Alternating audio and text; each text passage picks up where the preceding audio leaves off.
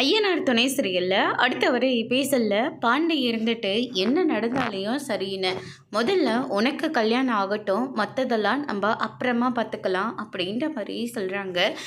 நம்ம சேரன் ரொம்பவே கோவப்படவும் நிலா இருந்துட்டு அண்ணன் ஒரு அமைதியாக இருங்க, பாண்டி சொல்கிறதுலேயும் பாயிண்ட் இருக்குது. ஏற்கனவே சோழன் இப்படியெல்லாம் பண்ணதுனால தான் இன்னுமே உங்களுக்கு கல்யாணம் ஆகாமல் இருந்துச்சு.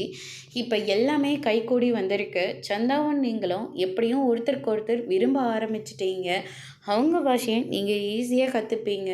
இல்லை, நம்ம பாஷையும் நம்ம சந்தா சீக்கிரமாகவே கற்றுப்பாங்க.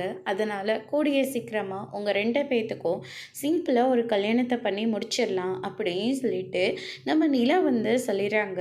இதை கேட்ட உடனே சோழன் இருந்துட்டு, ஐயோ, அண்ணனுக்கு கல்யாணம் நடக்கிறது எனக்கு ரொம்ப சந்தோஷம்தான்.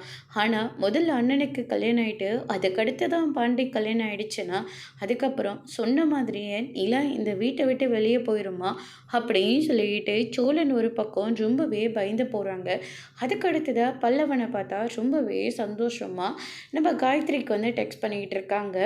பல்லவா, இங்கே இவ்வளோ பெரிய பிரச்சனை போயிட்டுருக்கு, ஆனால் நீ என்னடனா ஃபோனை நிறுத்தாமல் டச் பண்ணிக்கிட்டே இருக்கு.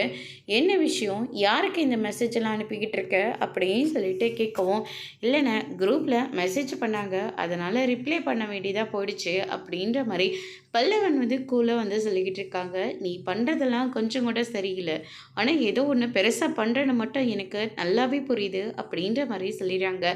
அதோடு இன்னைக்கான ப்ரோமோ முடிச்சிருக்காங்க.